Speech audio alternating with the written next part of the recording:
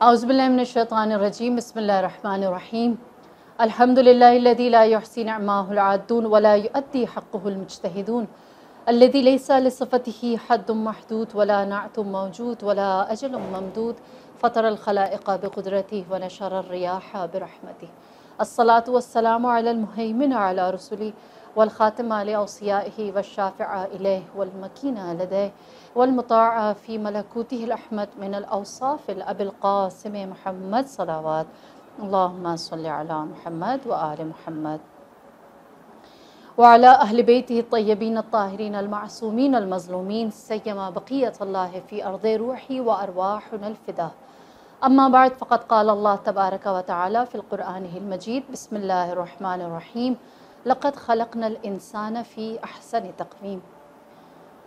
شکر ہے پروردگار عالم کا کہ اس نے ہمیں ان لوگوں میں سے قرار دیا کہ جو اللہ کے پیغام کو، جو سنت محمدی کو، جو قرآن کے میسج کو آگے بڑھانے والوں میں سے ہیں، اور اسی سلسلے کا ایک حصہ یہ ہے کہ ہم یہ مجالس، یہ عزا، چاہے کتنا ہی لمبا سفر کیوں نہ ہو، چاہے کتنا ہی زیادہ فاصلہ کیوں نہ ہو، ہمارا جذبہ، ہمارے اندر موجود محبت کسی بھی چیز کو اپنے اور اہل البیت کے درمیان رکاوٹ بننے نہیں دیتی۔ ہمارا یہ جو اہل بیت کے ساتھ تعلق ہے یہ قائم دائم رہتا ہے۔ خداوند کریم ہمارے اس تعلق کو اپنی ہدایت کے بطور طفیل جوڑنے کے لیے کیا ارشاد فرماتا ہے؟ لقد خلقنا الانسان فی احسن تقویم۔ ہم نے انسان کو پیدا کیا، لقد خلقنا، ہم نے پیدا کیا، کس طرح؟ فی احسن تقویم، بہترین خلقت کے ساتھ، احسن تقویم کے ساتھ، فائنسٹ اسٹرکچر کے ساتھ۔ اس سے بہتر اللہ کی کوئی اور خلقت نہیں ہو سکتی۔ اور جب ہم لوگ زمین اور آسمان میں دیکھتے ہیں، خدا نے کوئی بھی چیز، کوئی بھی شے بغیر مقصد کے ایم لیسلی کچھ بھی خلق نہیں کیا۔ اگر اس نے پتا بھی بنایا ہے تو اس کا ایک مقصد ہے، اگر پہاڑ بھی ہے تو اس کا بھی ایک مقصد ہے، اگر اللہ نے کوئی جانور بنایا ہے تو وہ بھی بغیر مقصد کے نہیں ہے۔ لہٰذا کیسے ہو سکتا ہے جس چیز کو خدا نے کہا ہو لقد کرمنا بنی آدم، ہم نے آدم کو تکریم اور رسپیکٹ کے ساتھ اس دنیا میں بھیجا ہے، اس کے لیے کوئی اللہ نے مقصد نہیں رکھا ہوگا؟ کیا ہو سکتا ہے کہ جس مخلوق کو اللہ نے اشرف المخلوق، اکرم المخلوق قرار دیا ہو، اس کے لیے اللہ نے کوئی گول، کوئی ٹارگٹ، کوئی ان کے لیے پرفیکشن کا کوئی جرنی نہ، کچھ بھی نہ رکھی اور بس یوں ہی انہیں دنیا میں بھیج دیا ہے؟ وہ خدا جو ایک مہینے میں سورج کو، یا ایک مہینے میں چاند کو بھی کہتا ہے کہ تم نے اتنا نکلنا ہے، اس طرح غروب ہونا ہے اور اس طرح طلوع ہونا ہے، سورج جو دن میں مشرق سے نکلتا ہے مغرب میں غروب کرتا ہے، اور اس کی بنیاد پر سارا ڈسپلن چل رہا ہے، جب ان پلانٹس کو یا اس سٹار کو خدا بغیر کسی گول، کسی ٹارگٹ کے نہیں بھیج رہا، تو ہو سکتا ہے کہ جس کے لیے اللہ نے زمین اور آسمان کو بنایا ہے، تسخیر کیا ہے، اس کے لیے کچھ نہ ہو۔ اسی لیے میرے مولا فرماتے، امام علی علیہ السلام کی حدیث سے آپ فرماتے ہیں کہ انسان کے علم کا سفر اپنے آپ سے شروع ہوتا ہے، خود سے شروع ہوتا ہے۔ فرمایا کیف یعرف الغیر من یجہل نفسہ، جو کسی دوسرے کا علم، کوئی کسی دوسرے کا علم کیسے رکھ سکتا ہے جسے اپنا ہی علم نہ ہو، اپنے ہی بارے میں نہ پتہ ہو، وہ دوسرے کے بارے میں جانے گا۔ آپ جانتے ہیں امیر المؤمنین کیا فرماتے ہیں؟ فرماتے ہیں افضل المعرفہ معرفت الانسان لنفسی، سب سے فضیلت معرفت علم یہ ہے کہ انسان اپنے آپ کو جانے، اپنا علم رکھتا ہو۔ لہٰذا جب ہم آغاز کریں گے تو اپنے آپ سے کریں گے، اپنی ذات سے کریں گے۔ سیلف ریئلائزیشن، سیلف ایکچولائزیشن پہلی چیز ہے جو کسی بھی انسان کو ترقی، تربیت، ارتقاء، پرفیکشن کی جانب لا سکتی ہے۔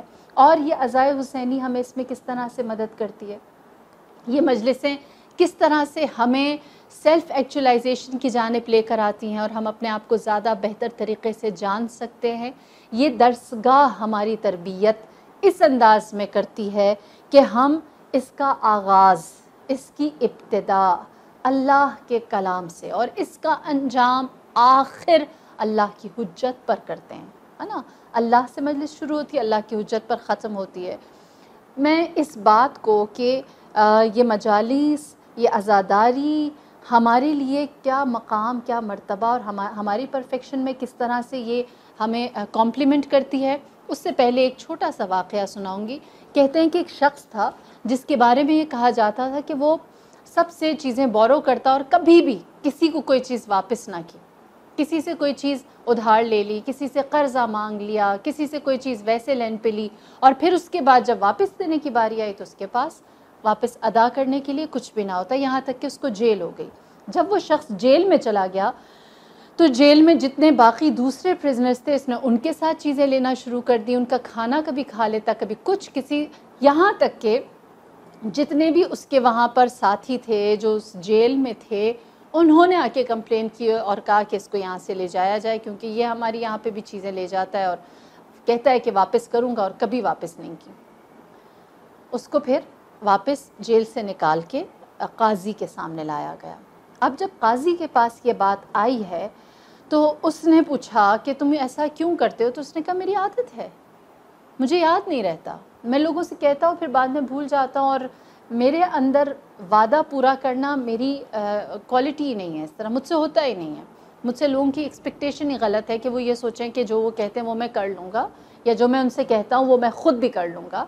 تو میں ڈس آنیسٹ بائی نیچر ہوں، یعنی میری عادت ہی اس طرح کی ہے، مجھے بھول جاتا ہے، میں ان چیزوں کو اتنی امپورٹنس نہیں دیتا۔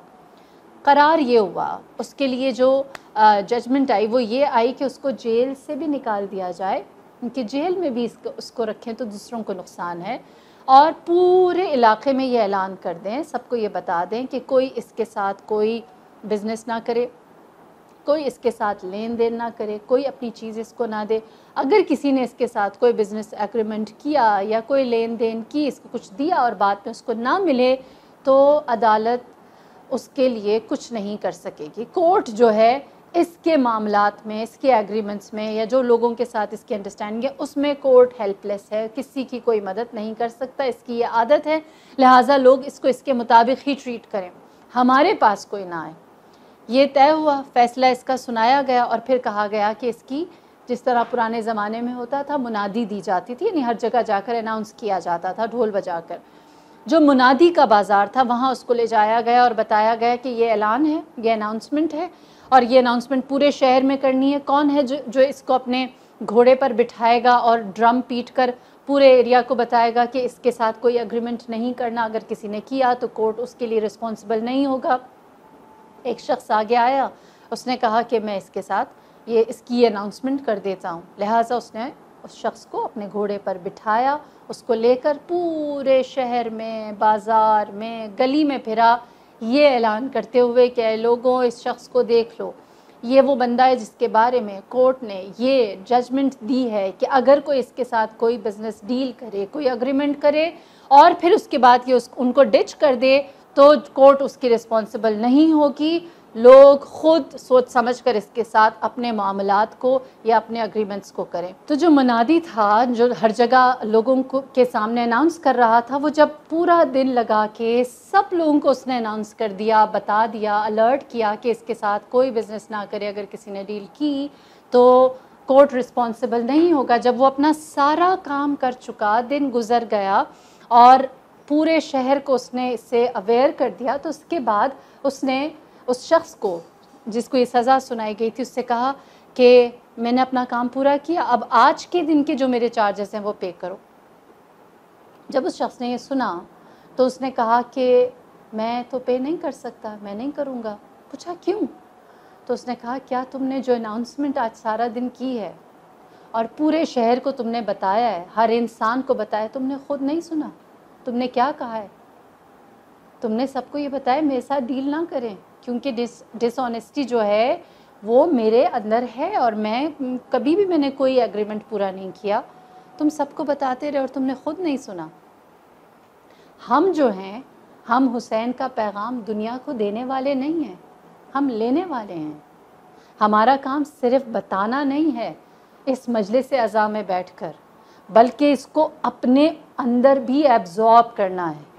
ہم اس لیے مجلس میں نہیں آتے کہ ہم صرف اس بات کا اعلان کریں کہ ہم حسینی ہیں. ہم اس لیے مجلس میں آتے ہیں کہ ہم احسن تقویم کی اس منزل پر، حسینیت کی اس منزل پر خود بھی پہنچ جائیں. جس میسج کو زندہ رکھ رہے ہیں اس پر عمل کرنے کی خود بھی کوشش کریں، اور سب سے پہلے اس کو بتانے والوں کے ساتھ ساتھ اس کو سننے والے بھی بنیں. تو یہ مجلس، یہ عزاداری حقیقتاً ہمیں اس پیغام تک جو احسن تقویم کا، انسان کی خلقت کا ہے، اس کے ساتھ پہنچاتا ہے. اور اسی لیے خدا قرآن میں کہتا ہے تنزل من القرآن ما ہوا شفاء ورحمۃ للمؤمنین. ہم نے اس کتاب کے اندر لوگوں کے دلوں میں، ایمان والوں کے دلوں میں جو شفا ہے وہ ڈالنے کے لیے قرآن میں بھیجا ہے. لہٰذا قرآن جو ہے وہ انسان کی زندگی کو اس طرح سے بدلتا ہے. تو جو پیغام سید الشہداء ہے وہ ہم صرف سننے والے نہیں ہیں، ہم اس کو سنانے والے بھی ہیں. اور صرف سنانے والے نہیں ہیں اور سننے والے نہیں ہیں، بلکہ اس کو اپنے اندر ایبزارب کر کے خود حسینی بننا چاہتے ہیں. اور جب ہم دیکھتے ہیں کہ صرف کربلا کے اندر یہ جو دن ہیں، یہ ہم نے عاشورہ ابھی دیکھی کہ عاشورہ کی اپنی تأثیر ہے. یہ خود کربلا، عاشورہ، سید الشہداء ہمیں سب سے پہلی چیز کیا سکھاتا ہے؟ سب سے آسان ترین میسج ہمیں کربلا سے کیا ملتا ہے؟ ہمیں کربلا صرف یہ پیغام دیتا ہے کہ کربلا آغاز نہیں ہے، کربلا انجام ہے. کربلا سے جرنی شروع نہیں ہوتی. کیسے ایک جرنی کو ختم کیا جاتا ہے؟ کیا خوبصورت اختتام ہو سکتا ہے. انسان اپنے انجام کو، یعنی جو آئیڈیل انسان کی الٹیمیٹ ڈیسٹینیشن کیا ہونی چاہیے، یہ کربلا ہے. کہ اگر انسان اس دنیا سے کہے کہ میں نے خاتمہ بالخیر کرنا ہے تو خاتمہ بالخیر ایسے ہوتا ہے. کربلا اس چیز کا نام ہے. ہم مسلمانوں سے سب سے بڑی غلطی کیا ہوتی ہے؟ ہم سے یہ ہوتی ہے کہ ہم لوگ آغاز اچھا کرتے ہیں. ہم چاہتے ہیں کہ بہت ساری چیزیں اچھی کریں، شروع بہت اچھا کرتے ہیں، ہمارا سٹارٹ بہت اچھا ہوتا ہے، لیکن جب تک ہم اینڈ پہ پہنچتے ہیں تب تک بہت تھوڑے سے لوگ رہ جاتے ہیں. ہم خود اپنی سوسائٹی میں گواہ ہیں. اگر آپ کلاسز کریں تو کلاسز میں شروع میں تو بہت سارے لوگ آتے ہیں، لیکن جیسے ہی کلاسز آہستہ آہستہ چلتے کوئی 50-60 ویکس پر آتی ہے تو اگر اسٹرینتھ شروع میں 300 کی ہے تو آخر میں 30-40 کی رہ جاتی ہے.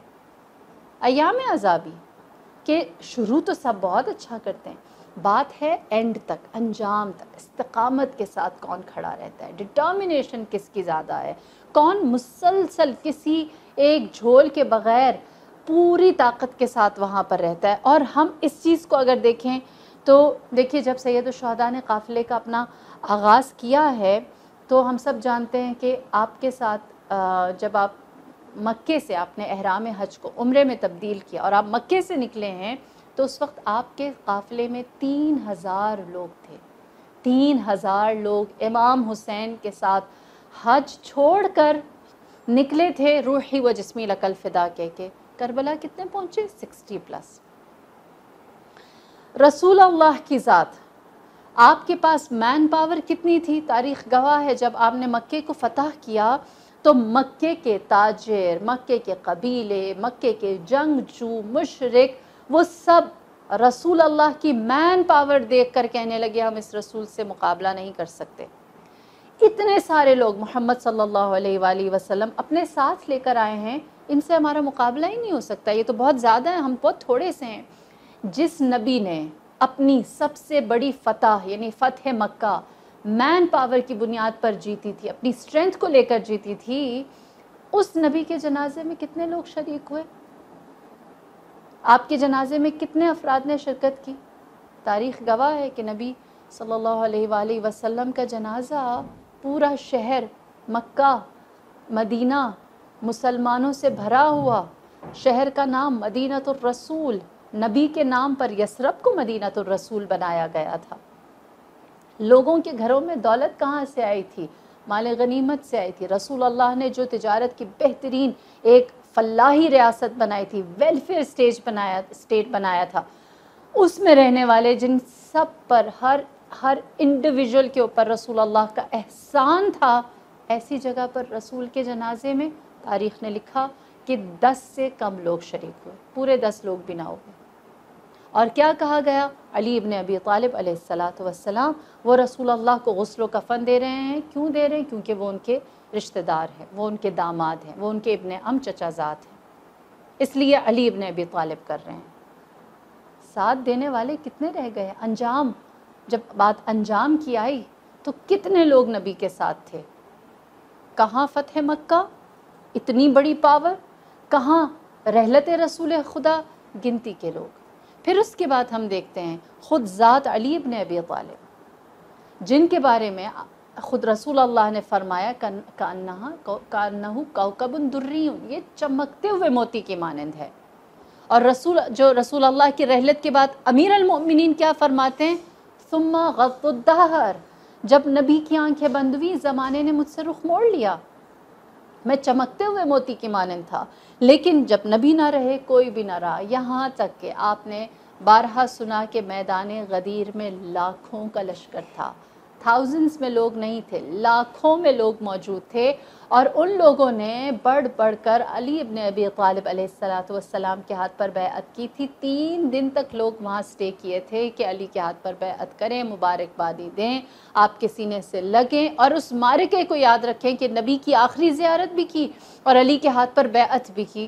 سب کے لیے یہ بات مشہور تھا۔ ذی الحج کے مہینے میں یہ ہوا، ذی الحج کا محرم، صفر، ربیع الاول کے مہینے میں رسول اللہ کا سفر کے آخر میں رسول اللہ کا انتقال ہوا، ربیع الاول، ربیع الثانی، جمادی الاول، جمادی الثانی۔ 3 مہینے کے اندر لوگ بھول گئے کہ غدیر کیا ہے۔ یہاں تک کہ جب ماہ جمادی الاول میں، یعنی 3 مہینے کے بعد، 2 مہینے کے بعد جب جناب امیر المؤمنین نے شہر مدینہ میں ایک اعلان کیا اور کہا کہ جس کو غدیر یاد ہے، حجۃ الوداع یاد ہے، رسول کا آخری خطبہ یاد ہے، من کنت مولا یاد ہے، وہ فلاں جگہ پر اپنا سر شیو کر کے آ جائے، میرے پاس سر کے بال اتار کے آ جائے۔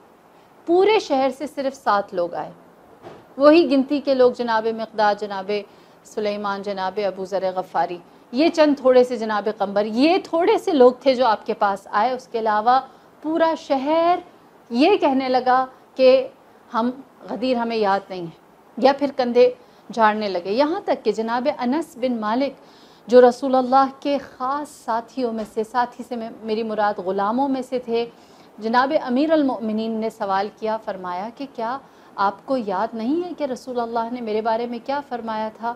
تو کہتے ہیں کہ جناب انس سر جھٹک کر کہنے لگے، مجھے یاد نہیں آ رہا، میری یادداشت میرا ساتھ نہیں دے رہی۔ کہاں 3 دن دست علی پر بیعت کرنا، اور کہاں 6 لوگ مدینے میں سر مڈا کر آ جائیں۔ بات آغاز کی نہیں ہے، غدیر کے شروع کی نہیں ہے، انجام تک کتنے لوگ پہنچے۔ اسی طرح امام حسن مجتبیٰ، جب مابعد شہادت امیر المؤمنین امام حسن مجتبیٰ کے سامنے معاویہ ابن ابی سفیان جیسا شخص آیا اور اس نے اپنے خزانے کے منہ کھول دیے اور امام کے سامنے سیاست کرنے لگا، اور امام نے اس کے جواب میں جب اس کی جانب سے آنے والی جنگ کا جواب جنگ میں دیا، ایک دفعہ 4000 کا لشکر، ایک دفعہ 12000 کا لشکر، ایک دفعہ 3000 کا لشکر لے کر آپ اس مقام پر پہنچے جہاں جنگ بپا ہونی تھی۔ آپ سب جانتے ہیں تینوں لشکر میں موجود آرمی کے مین کمانڈرز نے امام حسن مجتبیٰ کو ڈچ کیا اور آپ کو چھوڑ کر چلے گئے۔ آغاز کرنے والے تو کہیں 4000 تھے، کہیں 3000 تھے، کہیں 12000 تھے، انجام تک کون پہنچا؟ امام حسن مجتبیٰ کے ساتھ چلنے والوں کی تو کمی نہیں تھی، لیکن جب ان کے سامنے سونا اور چاندی اور خوبصورت عورتیں اور مقام و منصب اور پوزیشنز رکھی گئی، کون تھا جو استقامت کے ساتھ کھڑا رہا ہو؟ گھر سے جہاد فی سبیل اللہ کی نیت سب نے کی تھی، لیکن آخر تک ڈٹرمنیشن کے ساتھ بہت تھوڑے سے لوگ قبیلہ بنی ہاشم کے کھڑے رہے۔ اور میری جان قربان جناب فاطمہ الزہرا، خاتون قیامت، خاتون جنت پر صدیقہ کبریٰ، ہستی ایسی کہ جن کی عظمت کا قصیدہ سب سے زیادہ زبان وحی نے کہا، فاطمہ تو بضعۃ منی کون ہے مدینے میں، کون ہے مسلمان، کون ہے انصار، کون سا مہاجر ایسا ہے جس نے یہ نہ سنا ہو کہ رسول اللہ فرما رہے ہیں کہ فاطمہ میرے جگر کا ٹکڑا ہے؟ سب جانتے تھے کہ نبی کے لیے یہ فاطمہ کیسی بیٹی ہے، نبی ان سے کتنی محبت کرتے ہیں اور ان کا کس طرح سے خیال رکھتے ہیں۔ پہلی ہستی جس کا آتے ہی نبی چہرہ دیکھنا چاہیں وہ آپ کی بیٹی فاطمہ الزہرا، کوئی اور نہیں۔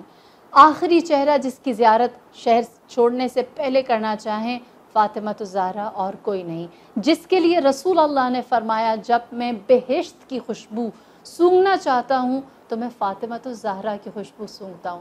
جس کے لیے رسول اللہ نے فرمایا میں نے فاطمہ کو ایسی تسبیح تعلیم دی ہے کہ یہ تسبیح اگر نماز کے بعد پڑھی جائے تو ناقص ٹوٹی پھوٹی نماز کامل ہو جاتی ہے۔ جس فاطمہ الزہرا کے بارے میں نبی خدا یہ فرمائے کہ اس کا حجرہ، اس کا کمرہ جنت کے کمروں میں سے ایک ہے، گویا یہ جنت کا حصہ ہے، اس فاطمہ الزہرا جب وہ رسول اللہ کی میت سے کھڑی ہوتی ہے تو کیا دیکھتی ہیں؟ شہر مدینہ کے وہ لوگ جو آپ کے ہمسائے میں رہتے ہیں وہ کہتے ہیں فاطمہ یا دن کو رویا کریں یا رات کو رویا کریں۔ یہی شہر ہے جس شہر کے دروازے پر لوگ آتے ہیں اور آپ سے سوال کرتے ہیں اور آپ لوگوں کے جو بھی حاجات ہیں اسے پورا کرتی ہیں۔ مسلمان چھوڑیں، یہودی بھی آتا ہے، نصرانی بھی آتا ہے، عیسائی بھی آتا ہے، مسلمان بھی آتا ہے، مسافر بھی آتا ہے، رہنے والا بھی آتا ہے، فقیر بھی آتا ہے، کوئی شادی پر بلانے کے لیے بھی آتا ہے، کوئی دعوت کے لیے آتا ہے، کوئی سوال کرنے آتا ہے، کوئی علمی فقہی مسئلہ پوچھنے کے لیے آتا ہے۔ جو بھی آتا ہے سب جانتے ہیں فاطمہ کے پاس جواب حاضر ہے۔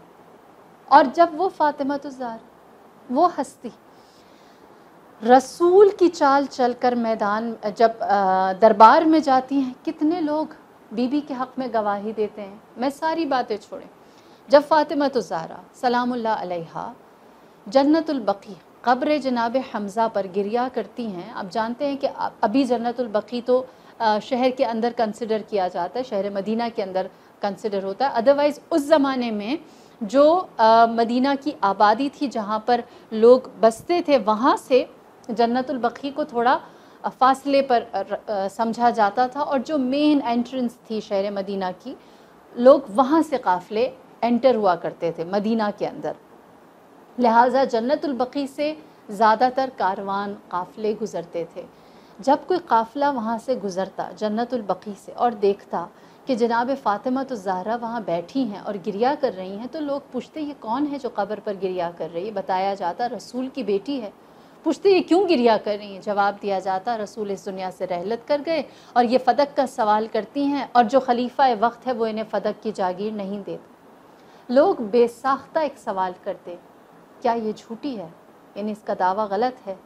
تو لوگ اس وقت جواب دینے پر مجبور ہو جاتے نہیں، یہ میدان مباہلہ کی فاتح ہے، ان کے لیے اللہ نے کہا ہے کہ یہ سچے ہیں، یہ سچ کا معیار ہیں، ان کے ساتھ جو ہو جائے وہ سچا ہے۔ لوگ حق کو جاننے کے باوجود اکیلی بی بی جنت البقیع میں گریہ کرتی رہیں۔ نہ انصار کی عورتیں آئیں، نہ مہاجرین کی عورتیں آئیں۔ بس آغاز بڑی بات نہیں ہے، دروازے پر آنا کمال نہیں ہے، لیکن انجام تک رہنا یہ بڑی بات ہے۔ اس پر قائم رہنا حقیقتاً اصل کمال ہے، اور ہم جانتے ہیں کیا نماز، کیا تشییع جنازہ امیر المؤمنین کا ہو، کیا جناب فاطمہ الزہرا کو رات کی تاریکی میں اٹھایا گیا، اس بات کو واضح کرنے کے لیے کہ ہمارے ساتھ چلے تو بہت تھے لیکن انجام تک بہت تھوڑے سے لوگ پہنچے ہیں۔ اسی طرح جب کربلا کا آغاز ہوا ہے، امام حسین کے ساتھ 3000 لوگوں نے آغاز کیا، شروع کیا، لیکن انجام تک 60+ پہنچے۔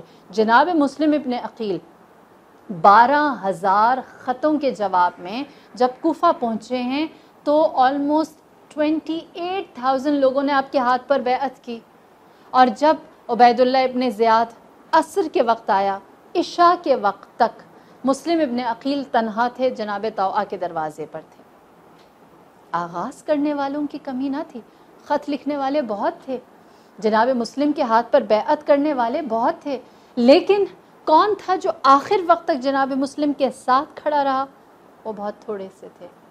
لہٰذا کربلا ہمیں یہ بتاتی ہے کہ اسلام جو رسول اللہ کے زمانے سے شروع ہوا اور امام حسین تک پہنچا، اس میں سے ہیرے صرف 72 تھے. جو استقامت کے ساتھ کھڑے رہے وہ صرف 72 تھے. لیکن جو دعوے دار تھے، جو مدعی تھے، وہ بہت سارے تھے. ان کا تو آغاز کرنے والے بہت تھے. لہٰذا ہم آج کربلا سے اپنے آپ کو جب جوڑتے ہیں تو یہ سوچ کر نہیں کہ ہم نے اپنی زندگی کا آغاز ان کے ساتھ کیا ہے، یہ سوچ کر کہ تا دم مرگ خاتمہ بالخیر پوری استقامت کے ساتھ وہ انہی کے ہمراہ ہوگا. اور یہی وجہ ہے کہ زیارت عاشوراء میں جب ہم کربلا والوں کی صفات بیان کرتے ہیں یا ان سے الحاق، ان سے ہم جا کر ان سے مل جانے کی جب دعا کرتے ہیں تو کیا کہتے ہیں؟ اللہم ثبت لی قدم صدق، ہمارے سچے قدموں کو ثابت رکھ، ہمیں استقامت دے، ہم ڈٹرمنڈ رہیں، ہم جھاگ کی صورت نہ ہوں، ہمارے اندر جو جذبہ ہے وہ ہمیشہ ایسا ہی رہے. اور یہی وجہ ہے کہ ہم کربلا سے جو انسپریشن لیتے ہیں، ہم منزل کس چیز کو قرار دیتے ہیں. یہ کربلا کی آج جو ہم باتیں کریں گے صرف اس لیے ہے کہ اس سال 2020 میں 2020 میں یہ مجلس ہوگی اور اس کے بعد اگلے سال مجلس ہوگی، پھر اس کے بعد ہم مر جائیں گے. بس یہ کربلا ہے. کیا کربلا صرف اس چیز کا نام ہے کہ ہم نے یہاں سے آغاز کرنا، یہاں پر سارے ہم نے اپنے اپنے اعمال عبادات کی صورت میں اہل بیت کے ذکر پہ کرنا ہے اور اس کی روشنی ہم لوگ اپنی قبر میں لے کر جائیں گے، میری برزخ میرے لیے آباد، آپ کی برزخ آپ کے لیے آباد، اور بس ہم جب محشر میں اٹھیں گے تو ہمارے پاس نامہ اعمال ہوگا اور اس میں میرا بھلا ہے. ایز اے انڈیویجول میں یہ دیکھوں کہ میری آخرت بن رہی ہے، آپ دیکھیں کہ میرے لیے میری قبر کی روشنی اور زاد راہ آخرت بن رہا ہے. بس کربلا یہ ہے کہ میں اپنے اعمال بناؤں، آپ اپنے اعمال بنائیں. یہ ایک سوسائٹی، ایک معاشرے کے لیے پھر کربلا کیا ہے، پھر وہاں پر اس کا کیا فائدہ ہے. دیکھیے کربلا استقامت انجام کا نام ہے کہ اگر بہترین نتیجے تک پہنچنا ہے تو ایسے پہنچو. اور یہاں سے جو ہم انسپریشن 72 کی لیتے ہیں یہ ہمیں پہنچاتی کہاں ہے؟ ہماری صرف قبر اور برزخ اور نامہ اعمال اور میزان اور صراط نہیں ہے، بلکہ یہ ہمیں پہنچاتی ہے 313 کے لشکر تک، جس نے زمین کو عدل اور انصاف سے بھر لینا ہے. یہ پورے معاشرے کی اصلاح کا نام ہے. یہ صرف میرا اور آپ کا نامہ اعمال نہیں ہے، یہ اس سے آگے کی چیزیں ہیں کہ ہم اس عمل کے ذریعے سے اس الٹیمیٹ خدائی لشکر تک پہنچیں گے جو زمین کو عدل اور انصاف سے بھر دے گی، جس طرح سے وہ ظلم اور ستم سے بھری ہوئی تھی. میں اور آپ یہ مجلس کر کے پورے معاشرے کو، ہمارے فیوچر کو سیکیور کر رہے ہیں، اس سے ظلم کا خاتمہ کر رہے ہیں. وہ 72 کا لشکر ہمیں لے کے جاتا ہے 313 کے لشکر تک. 72 ہمیں انسپائر کرتے ہیں کہ ہم 313 میں شامل ہو جائیں. 72 کی جو سٹرگل ہے، کسی نے بڑی پیاری بات کی تھی کہ کربلا آغاز امام زمانہ ہے اور امام زمانہ کا ظہور انجام کربلا ہے. یعنی جو کربلا میں ہوا وہ امام زمانہ کے ظہور کا سب سے پہلا ڈراپ تھا جو آ کر گرا، جس میں پتہ چلا کہ لشکر کسے کہتے ہیں، اصحاب کیا ہیں، استقامت کیا ہے، اپنے آپ کو فدا کرنا کیا ہے. اور اس کا جو نتیجہ نکلے گا اور اس کا جو ایک حتمی فیصلہ ہوگا اور اس کی جو اثر ہے وہ کیا ہے، وہ ظہور امام زمانہ کی صورت میں ہے. اور ظہور امام زمانہ کیا ہے؟ وہ کربلا کی پہلی سٹیج ہے، وہ کربلا کا ہمارے سامنے الٹیمیٹ گول ہے. لہٰذا کربلا اور امام زمانہ 72 اور 313 یہ ہمیں بتاتے ہیں کہ ہم جو بیچ میں ہیں، ہم جو یہ جرنی انشاءاللہ گزار رہے ہیں، ہمارا مقصد صرف میرے لیے، آپ کا آپ کے لیے، ہر ایک انڈیویجول کا اپنے لیے نہیں ہے، بلکہ یہ الہی سلسلہ ہے. اب جو اس کاروان میں شامل ہو جائے گا، جو اس کا حصہ بن جائے گا، اللہ اس کو اپنے مقصد میں شامل کر لے گا، اپنی وحی میں شامل کر لے گا، اپنی کتاب میں شامل کر لے گا، اپنی سنت میں شامل کر لے گا، اپنے مقصد میں شامل کر لے گا. اور لشکر الہی سب سے بڑا لشکر. لہٰذا احسن تقویم کے لیے عزاداری سے بہتر کوئی پلیٹ فارم ہو ہی نہیں سکتا. اگر میں اور آپ بطور انسان اپنے لیے کچھ پرفیکشن، کہیں سے کوئی ڈیولپمنٹ، کوئی بہتری، کوئی امپروومنٹ لانے کے لیے کوئی جگہ جائیں تو وہ عزائے سید الشہداء ہے، جو ہمیں ایک ایسے مقام تک لے کر جاتا ہے جو روح عرض پر کبھی نہ ہوا، جو ظہور امام زمانہ ہے، جو اللہ کی عدالت کی ایک ایسی اللہ کی عدالت کا ایک ایسا سلسلہ ہے کہ جس سے کبھی کوئی انکار نہیں کر سکتا۔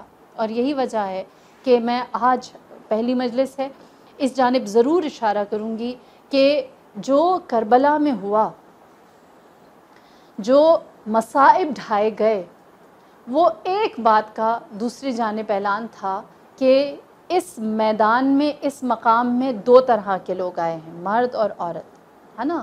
مردوں نے اپنی جان دے دی، اس کی جو وراثت ہے، جو ایمبیسڈرشپ ہے، وہ مردوں کے پاس نہیں ہے، وہ خواتین کے پاس ہے۔ وہ خواتین ہیں جنہوں نے کربلا کے مقصد کو مابعد کربلا زندہ رکھا ہے، زندہ رکھا ہے۔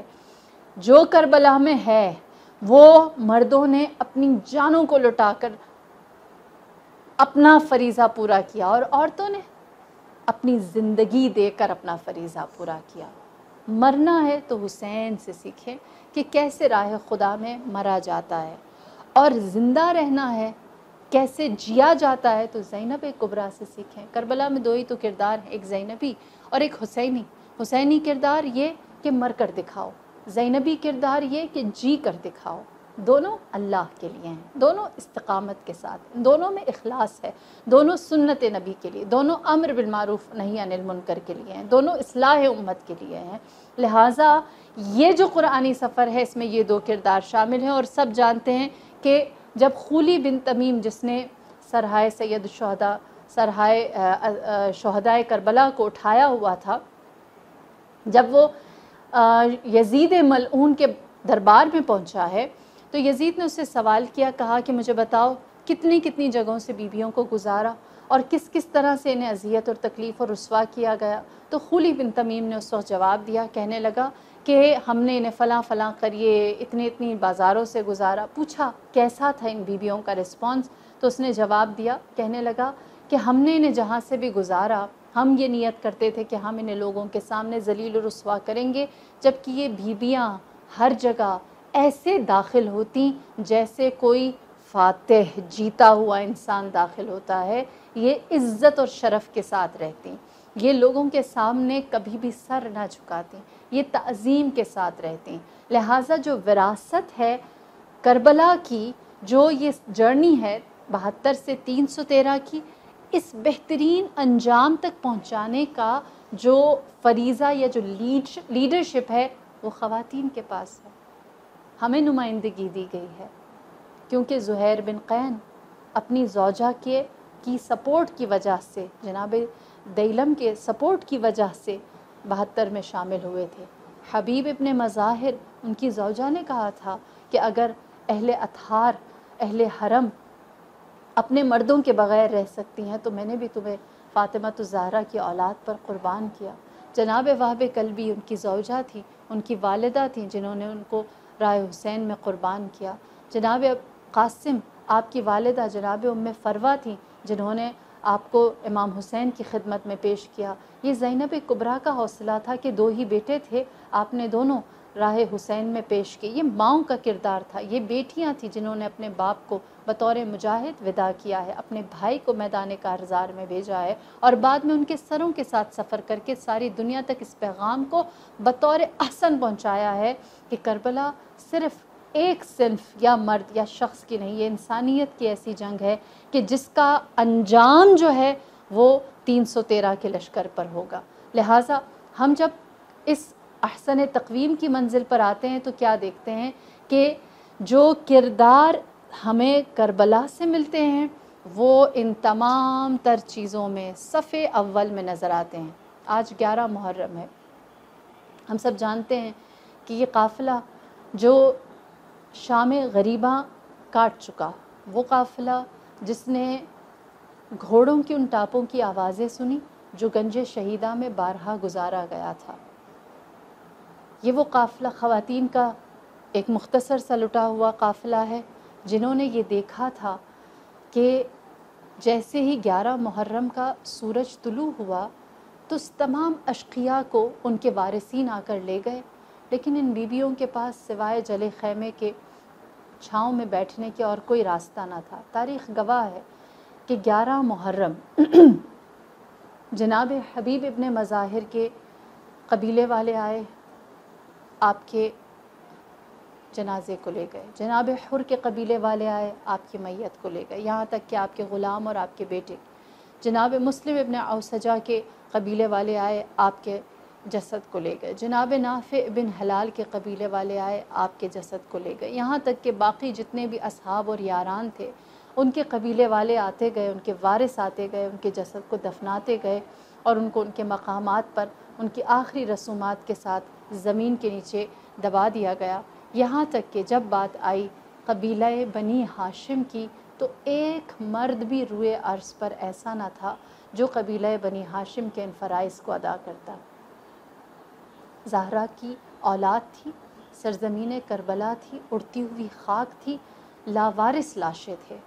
میری جان قربان جناب زینب کبری ام المصائب پر کہ جو ان لاشوں کی جانب نظر کر کے صرف یہ کہتی تھی کہ اے لوگوں تم بھول گئے یہ وہ ہیں جن کا بوسہ رسول اللہ لیتے تھے۔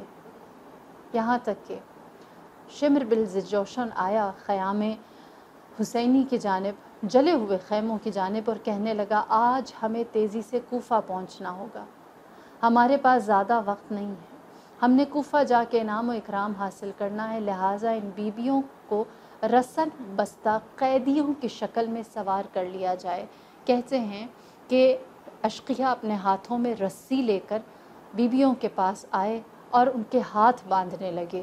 جب ہاتھ باندھنے کے لیے ایک شقی آگے بڑھا تو جناب زینب کبریٰ نے اس کو روکا اور فرمایا کہ اگر ہاتھ ہی باندھنے ہیں، ہمیں قیدیوں ہی کی صورت دینی ہے، ہماری چادریں تم چھین چکے ہو، ہمارے ہاتھ باندھنے کی تکلیف بھی ہم خود ہی کر لیں گے، تم نامحرم ہو اور ہم اہل حرم ہیں، ہم مستورات ہیں، ہمارے قریب نہ ہو۔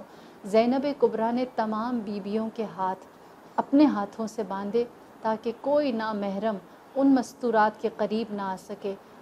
کہتے ہیں کہ جب تک جناب زینب کبریٰ کی اپنی باری آئی، رسی تھوڑی کم پڑ گئی تو آپ نے سوال کیا، فرمایا کہ رسی کم ہے اور ابھی کچھ ہاتھ باندھنے باقی ہیں، تو کہتے ہیں ایک شقی آگے بڑھا، اس نے رسی کا کنارہ لیا، جناب سکینہ کی گردن کو اور جناب زینب کبریٰ کے بازوؤں کو اس رسن سے باندھا اور کہا قیدیوں کے لیے اعزاز، قیدیوں کے لیے احترام و تکریم نہیں ہے۔ بے کجاوہ عماریاں لائی گئیں اور بیبیوں سے یہ کہا گیا اس پر سوار ہو جائے، تازیانے تھے جو برسائے جاتے اور بیبیاں سوار ہوتیں۔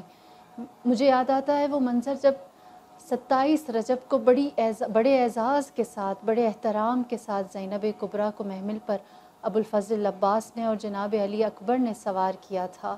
بیبیاں سوار ہوئیں، حکم دیا گیا کہ گنج شہیدہ سے بیبیوں کو گزارا جائے۔ جب گنج شہیدہ سے جہاں پر سید الشہداء کا بے سر پامال لاشا پڑا تھا بیبیوں کو گزارا گیا تو زینب نے اپنے آپ کو چلتے ہوئے اونٹ کی پشت سے گرا دیا اور کوہنیوں کے بل چل کر جانے لگیں اور کہنے لگیں یہ وہی حسین ہے جو رسول کا نواسہ ہے، یہ وہی حسین ہے جو حیدر کرار کا فرزند ہے، یہ فاطمہ کا لال ہے۔ یہ کہہ کر اپنے بندھے ہوئے ہاتھوں سے جسد حسین کو اٹھا کر فرمایا اللہم تقبل منا قلیل ھذا القربان الا لعنۃ اللہ علی القوم الظالمین وسيعلم الذین ظلموا أيّ منقلب ينقلبون انا للہ و انا الیہ راجعون۔